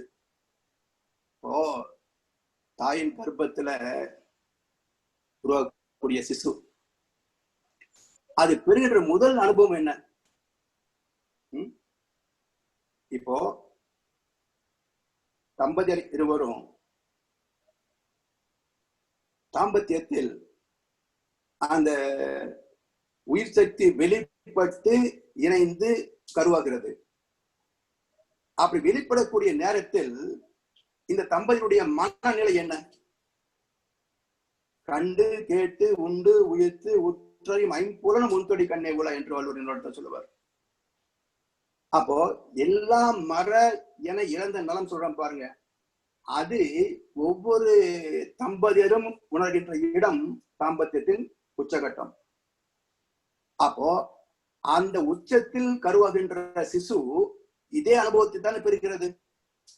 எனவே ஒரு சிசு பெறுகின்ற முதல் அனுபவம் பேரின்பம், தெய்வீகம். சிற்றின்பத்துல பெறுகின்ற இன்பமும் பேரின்பத்தில் பெறக்கூடிய இன்பமும் ஒரே தரம் தான். இன்பத்துல வேறு வேறு கிடையாது. எங்க பேதப்படுகிறது? இது சிறிது நேரத்துக்கு மட்டுமே இன்பம், அது காலம் கடந்தும் இன்பம், பேரின்பம். எனவே சிற்றின்பமும் பேரின்பமும் இன்பத்தில் ஒரே தரம், ஆனால் கால அளவிலே பேதப்படுகிறது. எனவே ஜீவாத்மா தன் மூலமாகிய பரமாத்மாவை அறிந்து பேரின்பத்தை தூய்க்கவே மனதை பெறப்படுத்தது. ஆனாலும் பிறந்ததுக்கு அப்புறம் சாமி சொல்லுவாங்க, வினை பதிவாம் சுமையை விடுத்து தூய்மையை பெறவே நினைவாய் உடல் எடுத்து நிலை மீது வந்த பெண்ணை என்னை மறந்தேன் எந்தன் வினை மறந்தேன். இப்படி பிறக்கும் போது ஞாபகமா தான் பிறக்கிறோம். ஆனா பிறந்ததுக்கு அப்புறம் அந்த சுகத்துல மயங்கி போயிடுறோம். இப்படி பிறந்த பிறகு வந்த நோக்கத்தை மறந்து இயற்கைக்கு எதிராக வாழ்வதால் நோய்களும் சிக்கல்களும் துன்பங்களும் வந்து சேர்ந்தது மட்டுமல்ல, பெருகி கொண்டே இருக்கின்றன. அதனால கருவான போது சுவைத்த பேரின்பத்தில் மாறுபடாது, மறக்காது, மாற்றம் பெறாது ஸ்திரமாக நின்றிருந்தால் இன்றைக்கு இந்த சத்சங்கமே தேவையில்லை. அதுதான் உயர்ந்த மலையை விட உயர்ந்த மலைப்புக்குரியது என்கிறார் வல்லபெருந்தகை. எல்லாருக்கும் நன்றாம் பணிதல், அவருள்ளும் செல்வர்க்கே செல்வம் தகைத்து. அதாவது பணிவு என்ற பாராட்டுக்குரிய பண்பு, இதுதான் எல்லோரும் அடைய வேண்டிய செல்வம் என்றாலும் உயர்ந்த பதவி, அந்தஸ்து, பொருட்செல்வம், மக்கட்செல்வம் போன்ற அனைத்தும் பெற்றவர் பணிவையும் பெற்று விட்டால் எப்படி இருக்கும்? செல்வம் படைத்தவனே மேலும் செல்வம் பெற்றதை போன்றது. ஒருமையுள் ஆமை போல் 5 அடக்கல் ஆற்றேன் எழுமையும் ஏமா புடைத்து. ஒருமையுள் ஆமை போல். இப்ப ஆமை எப்படி தவம் பண்ணுது அப்படின்னா, உணவை தேடுகின்ற காலம், இனப்பிரித்திற்கான காலம், இவற்றை தவிர மற்ற நேரங்கள்ல 4 கால்கள், தலை எல்லாம் உள்ள எடுத்துக்கிட்டு ஒரு ஓடு மாதிரி கிடக்கும். ஒரு நிமிஷத்துக்கு ஒரு மூச்சு தான் எடுக்குதாமா ஆமை. அதனால் அவருடைய ஆயுள் காலம் 300 ஆண்டுகள். அதே மாதிரி மனிதரும் மனவடக்கம், மரணமில்லா பெருவாழ்வை அளித்து 7 பிறவிகளிலும் எப்படி வாழ வைக்கும்னா, பொன்னோடு பொருள் படைத்தேன், பூமியையும் வாங்கி வைத்தேன், மன்னாதி மன்னனை போல் மாளிகையில் வாழுகின்றேன். இப்படி எல்லா மதிப்பு மிக்க வாழ்க்கைக்கும் அது வழிகாட்டும். அடுத்து யாகவராயினும் நாக்காக்க காவாக்கால் சோகாக்கால் சொல்லி எழுக்கப்பட்டு, எல்லாரும் கேட்ட தெரிந்த ஒரு குரல் தான். என்னன்னா இந்த உடம்புல இருக்கக்கூடிய உறுப்புகள்ல அதிகமான கஷ்டத்தை யாருக்கு கொடுக்குறாங்கன்னு பாருங்களேன். நமக்கு கர்மேந்திரங்கள் அஞ்சு, ஞானேந்திரங்கள் அஞ்சு எல்லாம் சொல்றோம். இந்த இந்திரியங்களிலே, உடல் உறுப்புகளிலே நமக்கு அதிகமான துன்பத்தை கொடுக்கிறது யார்? நாக்கு மாதிரி ஒரு மனுஷன் கெடுக்கக்கூடிய ஆயுதம் வேற கிடையாது பாருங்க. இது பேசியும் கெடுக்கும், தின்னும் கெடுக்கும். நல்லா ருசியா இருக்குன்னு சொல்லி கண்ணா பின்னு உள்ள தள்ளி போட்டு இது கம்முன்னு இருந்துரும்.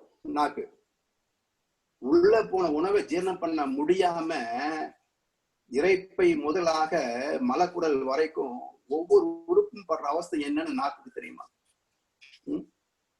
இது பேசிச்சு பஞ்ச் டயலாக் பிரமாதமா. ஆனா அந்த கேட்டவுடைய மனசு என்ன பாடுபடும், எத்தனை நாளைக்கு அது பாடுபடும்னு தெரியுமா? எனவே தின்றும் கெடுப்பது பேசியும் கெடுப்பது நாக்கு. அதனால வள்ளுவர் சொல்றாரு, நீ எந்த உறுப்பை காப்பாத்தாலும் பரவாயில்ல தம்பி, அப்படியே தப்பு நடந்தாலும் கஷ்டம் வந்தாலும் கொஞ்சம் தான் வரும். ஆனா எந்த உறுப்பை காக்கவில்லை என்றால் நீ காலாகாலத்துக்கு கஷ்டப்படுவே அப்படின்னா அது உன்னுடைய நாக்கு. அதனால யார் காவார, நீ எதை காப்பாற்றவில்லை என்றாலும் பரவாயில்லை, இந்த நாக்கை கரெக்டா பார்த்துக்க.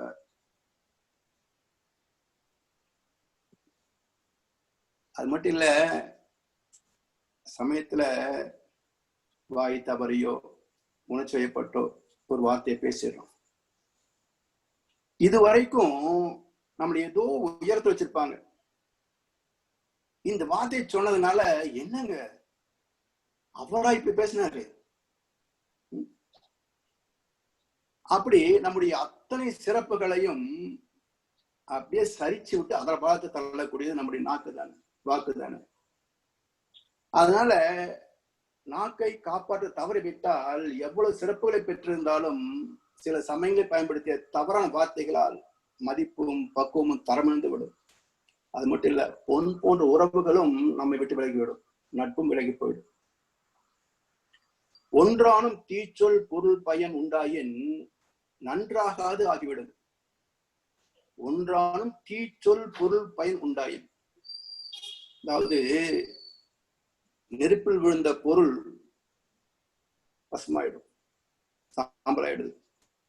அது மாதிரி தீய சொல்லின் விளைவுகள் இயற்கையாக வரக்கூடிய நன்மைகளை தடுத்து கெடுத்து விடுகிறது. கராரா பேசி காரியத்தை சாதிச்சிட்டேன் அப்படின்னு சந்தோஷப்பட்டுக்கலாம். ஆனாலும் மற்றொரு மன வருத்தம் பின்னாளில் இவருக்கே துன்பமாக திரும்பி வரும். தவறான வார்த்தைகளால் ஏதாவது நன்மை வந்ததா அப்படின்னு தேடி தேடி பார்க்கலாம். அன்னைக்கு நறுக்குன்னு பேசினாங்க, காலத்துக்கு இப்படி நல்லது நடந்துட்டு இருக்கு அப்படின்னு யாராவது சொல்லி கேட்டுருக்கிறோமா? இல்ல நம்முடைய அனுபவத்துல அப்படி ஏதாவது இருக்கான்னு ஒரு அலசி ஆராய்ந்து இல்ல ஸ்டாக் டேக்கிங் மாதிரி எடுத்து தேடி பார்த்தாலும் ஏதாவது நல்லது இருக்கான்னு பார்த்தீங்கன்னா தீய சொல்லால் பயன் எதுவும் பெற்றதாக சரித்திரமே இல்லை. நம்ம சொல்றோம் பாருங்க, ஒரு வேலை உருப்படியே செய்யறியா அப்படின்றோம் இல்லையா? அது மாதிரி இந்த தவறான வார்த்தையால ஏதாவது உருப்படியா நடந்திருக்குதா அப்படின்னு பார்த்தோம்னா ஒண்ணுமே நடக்கல. தீயினால் சுட்ட புண் உள்ளாரும் ஆறாதே நாவினால் சுட்ட வடு. வடு என்றால் இந்த பெரியம்மை வந்தவங்க பார்த்தா தெரியும், சின்ன குழந்தையில வந்த அந்த நோயின் தாக்கம் அவங்க பெரியவங்களாகி சில பேருக்கு சாகிற வரைக்கும் கூட அந்த தழும்புகள் இருக்கும். அது மாதிரி சில புண்களால் அல்லது நோய்கள் வரக்கூடிய வடு, இதை விட பரவலாக, ஏன்னா அது மாதிரி உடல் குறை உள்ளது சில எங்கேயோ ஒருத்தர் தான் அது மாதிரி வரும், பெரும்பாலும் அப்படி வர்றது இல்லைங்க. ஆனா நாவினா சுட்ட வடு என்பது எல்லோருடைய வாழ்க்கையில அனுபவத்திலே இருக்கும். இந்த தரம் கெட்ட வார்த்தை எவ்வளவு காலத்துக்கு அது துன்பத்தை கொடுக்கும் என்றால் கேட்டவருடைய மனசை பொறுத்தது, பக்குவத்தை பொறுத்தது, நம்முடைய பண்பை பொறுத்தது. என பண்பு இருந்தால்தான் இப்படி சொல்லிட்டோமே அந்த வருத்தம் காலத்துக்கு இருந்துகிட்டே இருக்கும். அந்த பண்பு இல்லைன்னு வச்சுங்க, எத்தனை தவற வார்த்தையை பயன்படுத்தினாலும் சட்டையே பண்ண மாட்டான். இன்னும் எவ்வளவு புது புது வார்த்தைகளை வச்சு மற்றவங்கள கொல்ல முடியுமோ அப்படி கொள்ளுவோம். இது சொல்லிக் கொடுத்துதான் நம்ம டிவி வச்சிருக்கிறோம். Punch dialogue. கதம் காத்து கற்றடங்கள் ஆற்றுவான், செவ்வி அறம் பார்க்கும் ஆற்றின் நுழைந்து. சினம் வராமல் பொறுமை காக்கும் பக்குவம் இயல்பாக இல்லை என்றாலும் கூட அதுக்குரிய சினம் தவிர்த்தல் பயிற்சி செய்து நாம் மாத்திக்கிறோம் இல்லையா? பொறுமை கைவசமாகிறது. இதனால துன்பங்களிலிருந்து காப்பு பெறுவது ஒரு நன்மை.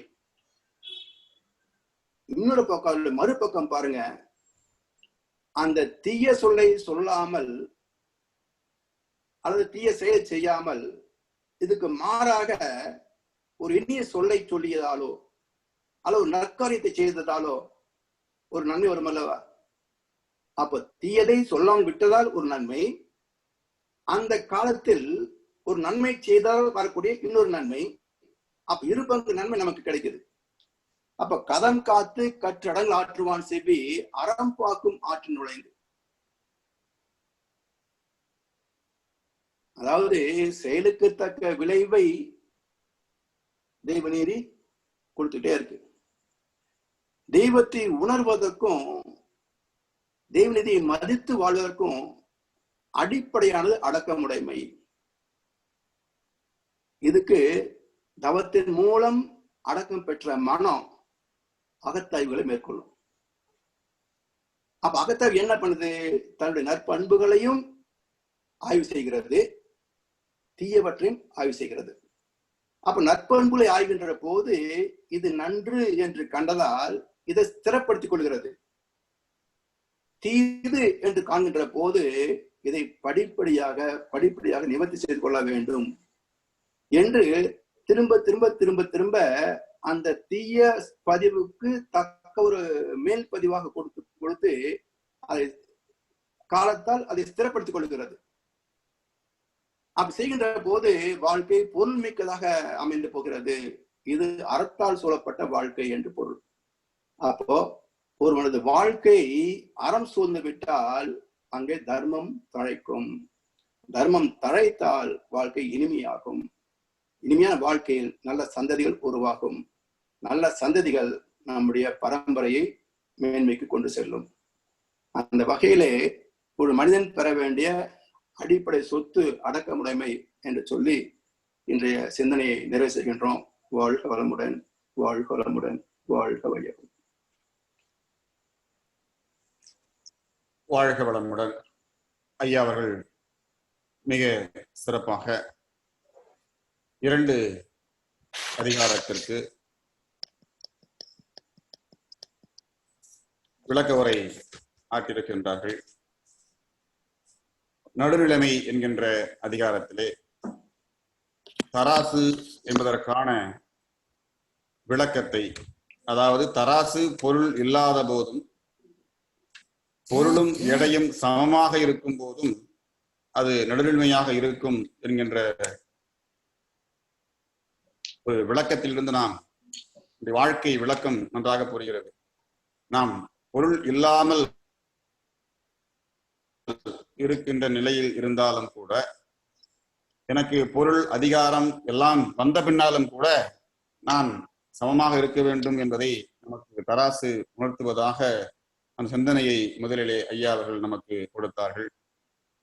தொடர்ந்து எது நடுநிலைமை என்பதற்கு இதிகாசங்களிலிருந்து நமக்கு மிகச்சிறப்பான உதாரணத்தை விளக்கினார்கள். சகாதேவன் யுத்தத்திற்கு நாள் குறித்த நிகழ்விலே பின்பற்றிய தர்மமே நடுநிலைமையாகவும், பீஷ்மர் கௌரவ படையினுடைய தளபதியாக இருந்தாலும் கூட தர்மம் வெற்றி பெற வாழ்த்தினாரே அதுதான் நடுநிலைமை என்றும், கிருஷ்ணன் துரியோதனுடைய சகாக்கள் வந்து உதவி கேட்ட போது தயங்காமல் வழங்கினாரே அதுதான் நடுநிலைமை என்று மிகச்சிறப்பாக அதை நமக்கு புரியும்படியாக எடுத்து சொன்னார். நடுநிலையாளர்களுக்கு துன்பம் வரலாம், ஆனால் அந்த துன்பத்தை தாண்டி செல்லுகிற போதுதான் நாம் அடுத்த சந்ததிகளுக்கு துன்பம் வராமல் காக்க முடியும் என்கின்ற விளக்கத்தையும் நமக்கு சொன்னார்கள். இயற்கையின் தன்மையில் இருந்து நாம் பயிற்சியால் சமுதாயத்தில் இருந்து பெறுவதே தகுதி, அந்த தகுதியைத்தான் நாம் பெற வேண்டும், மற்றதெல்லாம் தகுதி இல்லை என்ற விளக்கத்தையும் ஐயா அவர்கள் சொன்னார்கள்.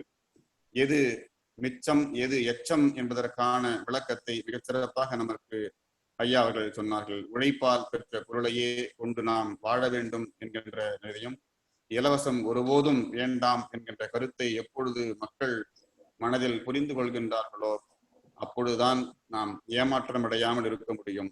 யார் மாண்புமிக்கவர் என்பதை அவரின் சந்ததியை கொண்டு நிர்ணயிக்க முடியும் என்று வள்ளுவன் காலத்தில் இருந்தது. இப்பொழுது அது மருவி இருக்கிறது என்பதையும் தற்கால நடைமுறையை ஐயா அவர்கள் எடுத்து காட்டினார்கள். கண்ணாசனுடைய பாடல் கூட மணமாலை தனைச்சூடி என்ற பாடல் வரிகளை நினைவுபடுத்தினார்கள் ஐயா அவர்கள். அந்த கேடும் பெருக்கமும் ஆகிய துன்பமும் ஆடம்பரமும் கோடாமை என்பது நடுநிலைமை என்பதற்கான ஒரு சொல்லாட்சி. அதை 2 இடங்களிலே வள்ளுவன் அந்த அதிகாரத்திலே பயன்படுத்துகிறான். கோடாமை சான்றோர்க்கு அணி என்று 5வது குறளிலும் 8வது குறளிலும் பயன்படுத்துகிறான். அதிகாரத்தில் உள்ளவர்கள் பொருள் புகழ் செல்வாக்கு அப்பாற்பட்டு இயற்கை நீதி காத்து வாழ வேண்டும் என்கின்ற வள்ளுவத்தை நாம் புரிந்து கொண்டால் துன்பம் இல்லை என்று சொன்னார்கள். திறமைக்கு தகுந்த வேலையின்மையும் உழைப்புக்கு ஏற்ற ஊதியம் இன்மையும் குறித்து அவருடைய அனுபவத்தை நமக்கு மிக சிறப்பாக சொன்னார்கள். இப்படி நடுநிலைமை குறித்து மிகச் சிறப்பான கருத்துக்களை எல்லாம் சொல்லி, அடக்கம் உடைமை என்ற அதிகாரத்திலே உடைமை என்று சொன்னால் சொத்து, 10 உடைமைகளை வள்ளுவன் விளக்குவதாக அதற்கான விளக்கத்தை நமக்கு ஐயா அவர்கள் சிறப்பாக சொன்னார்கள். இதிலே ஒரு அற்புதமான விளக்கத்தை சொன்னார்கள். இது புதிய விளக்கம் இப்பொழுதுதான் கேட்கிறேன். பிள்ளைக்கறி சமைத்தல் என்கின்ற அந்த வருகிற போது, பிள்ளைக்கறி சமைத்தல் நமது கர்மாவை ஒழித்தல், அடியாருக்கு அதுதான் விருப்பம் என்கின்ற புதிய ஒரு விளக்கத்தை, உண்மையிலே இது மாதிரியான விளக்கத்தை நாம் சமுதாயத்துக்கு கொண்டு போய் சேர்க்க வேண்டும். அப்படிப்பட்ட சிறந்த சிந்தனை கருத்துக்கள் எல்லாம் ஐயா அவர்கள் தன்னுடைய நூலிலே குறிப்பிட்டிருக்கிறார்கள். ஐயா அவர்கள் இந்த திருக்குறள் சார்ந்து எழுதியிருக்கிற பல்வேறு நூல்களை நாம் கற்று தெரிய வேண்டும். திருக்குறள் நெறி சாரல், அறத்துப்பால் பொருட்பால் எழுதுகிறார்கள். ராமாயணம் அறிவியல் விளக்கம், பைபிள் விவிலியம் சாரல் வேதாத்திரிய விளக்கம் என்றும், ஸ்ரீமத் பகவத் சாரல் வேதாத்திரிய விளக்கம், பகவத்கீதையும் நாம் அறிதல், அறிந்ததும் அறியாததும், போலித்தனங்களை மாற்றுவோம், புனித வாழ்வை போற்றுவோம், அர்த்தமுள்ள மாதங்கள், நாம் ஆத்மாவை பற்றிய அறிவியல் விளக்கம், கடவுளை காணலாம், தலையெழுத்து என்கின்ற பல்வேறு நூல்களை ஐயா அவர்கள் மிக சிறப்பாக எழுதியிருக்கிறார்கள். அவர்களை நாம் வாய்ப்பு கிடைக்கும் போது படித்தால் இன்னும் அவருடைய சிந்தனையை நாம் முழுமையாக பெற முடியும் என்று சொல்லி, இந்த தீச்சொல் தவிர்த்தும் நாவால் சுட்டால் அது வடுவாக இருக்கும் என்று அந்த அதிகாரத்தினுடைய முக்கியமான கருத்துக்களை நமக்கு ஐயா அவர்கள் மிகச் செப்பமாக ஐயா அவர்கள் சொல்லியிருக்கிறார்கள். அவர்களுக்கு நன்றிகளையும் வணக்கங்களையும் வாழ்த்துக்களையும் சொல்லி, இப்பொழுது இந்த இணைப்பில் இருக்கிற அன்பர்களுக்கு இது குறித்த ஐயப்பாடுகளோ அல்லது கருத்து பகிர்வோ இருந்தால் நீங்கள் ஐயாவிடம் நேரடியாக பகிர்ந்து கொள்ளலாம். கருத்து பகிர வேண்டிய அன்பர்கள் நீங்கள் உங்களுடைய ஆண்ட்ராய்ட் பண்ணி காத்திருக்கலாம். வாழ்க வளமுடன்.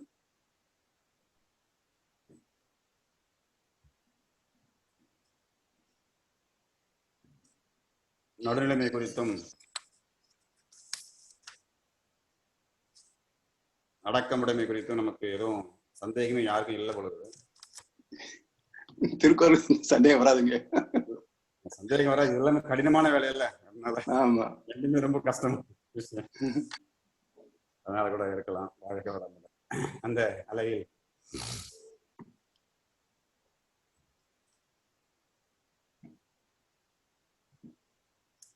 வாழ்க வளமுடன். யாருமே ஆன்ரைஸ் பண்ணல.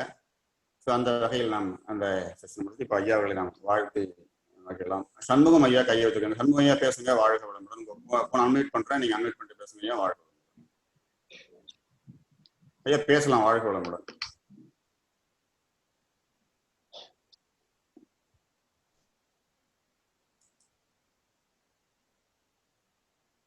சண்முகம் போன் அன்மியூட் நீங்க பண்ணணும். நான் அன்மியூட் பண்ணிட்டேன், நீங்க பண்ணணும் இப்போ.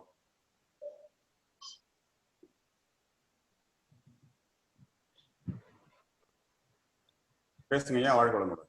நான் பேசுறேங்க.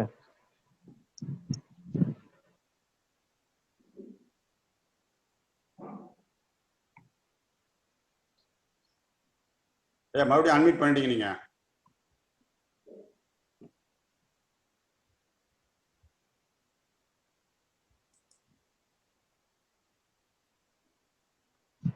ஹலோ சொல்லுங்க. வாழ்க வளமுடன் ஐயா. மிக சிறப்பா இருந்தது ஐயா. அதுல வந்து அதாவது தெய்வ நீதி இல்லாமல் எந்த சொத்தை அனுபவிக்க முடியாதுன்றது அது உண்மைதாங்க. அதே போல தெய்வ நீதிப்படிதான் நாம் செயல்படுகிறோம் என்று சொல்லியிருக்கீங்க. சமன் செய் சீர்தூக்கல் போன்று அப்படியே சம்பத்து 10ன்னு சொல்லியிருக்கீங்க. அறிவார் புலன்களை கடப்பது அப்படின்னு சொல்லியிருக்கீங்க. ஆன்மாவையும் நமக்குள்ளே அந்த உள்ள நமக்குள்ளே இருக்கிற அந்த பரமாவத்தை நான் காண வேண்டும்னா அதுக்கு ஒரு பயிற்சி இல்லாம காண முடியாதுன்னு சொல்லியிருக்கீங்க. அதே போல யாகாவரம் நாகாக்கள்ன்றது நல்ல விளக்கமாக இந்த இடம் கூறிருக்கீங்க. மறுபடியா அதாவது சகாதேவன் வந்து அவனுக்கு போய் அதாவது கிருஷ்ணர் போய் கேட்கிறாரு, அது நாள் கேட்கறாங்க இல்லையா? ஒரு சித்தர் சொல்லிட்டா நாள் என்ன செய்யும் கோல் என்ன செய்யும் கேட்டிருக்காங்களா? அப்படி எப்படி அது சரியாகுங்க? அது 2 நிலைகள் ஐயா. நாள் என்ன செய்யும் கோல் என்ன செய்யும்னா, நாம வந்து தபத்தில் உயர்ந்து துர்வாசர் மாதிரி மகரிஷி மாதிரி உயர்ச்சி போயிட்டு வச்சுங்களேன். அப்போ எந்த பதிவுகளும் ஒண்ணும் செய்யாது, எந்த கோலும் நம்ம ஒண்ணும் செய்யாது. ஆனா இங்க இதிகாசத்துல பாத்தீங்கன்னா துரியோதன் நம்ம மாதிரி ஆணவத்துல சிக்கினாங்க. பாண்டவர் நம்ம மாதிரி புலன் வயப்பட்டவங்க தான். சோ இவங்களுக்குள்ள ஒரு காரியம் நடக்கணும்னா அந்த நல்ல நேரம் பார்த்து தான் செய்வாங்க. சரிங்க. அதான் சந்தேகம் வருது. மிக சிறப்பா இருந்தது அன்னைக்கு. சந்தோஷம். மிக்க நன்றி. வாழ்த்து. நன்றி. வாழ்க வளமுடன். நன்றிங்க. வாழ்க வளமுடன். அடுத்து வேற யாரு கருத்துக்கள் இருந்தா தெரிவிக்கலாம். வாழ்க வளமுடன். பண்ணலாம். வாழ்க வளமுடன்.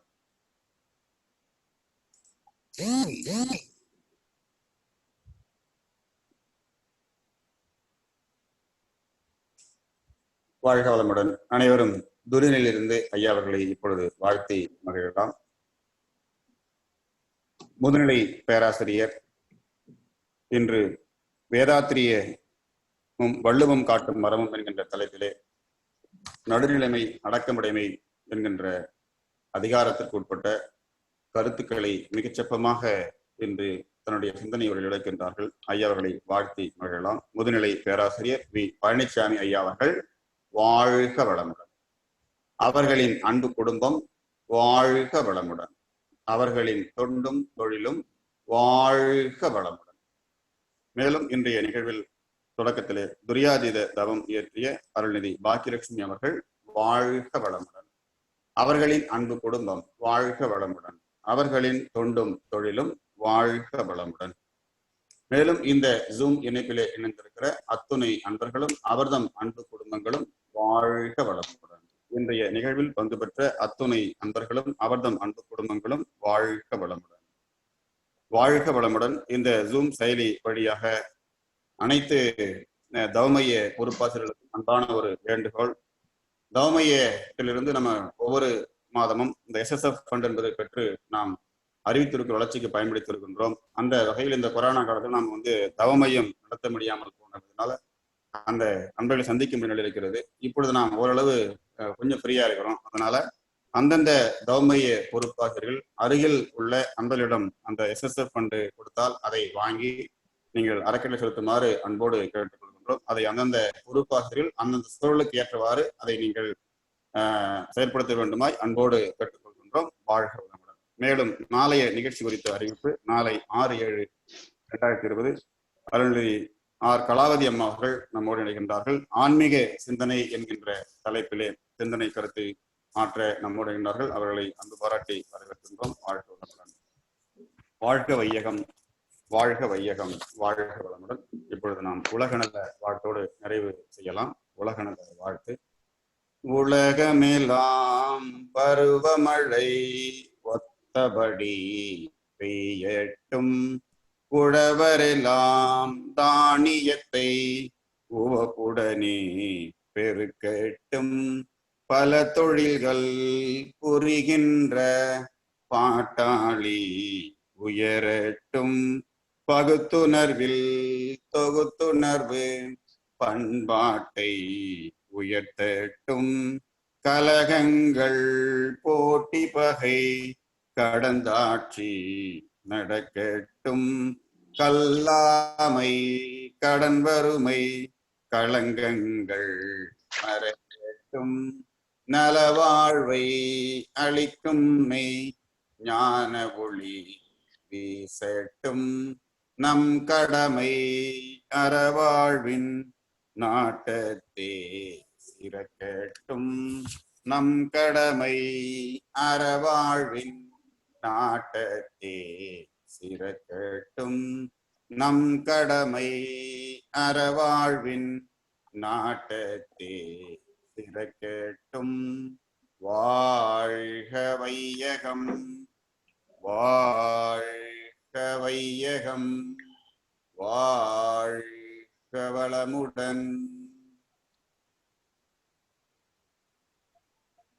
நன்றிங்கய்யா. வாழ்க வளமுடன். நன்றிமா. வாழ்க வளமுடன். வாழ்க வளமுடன்.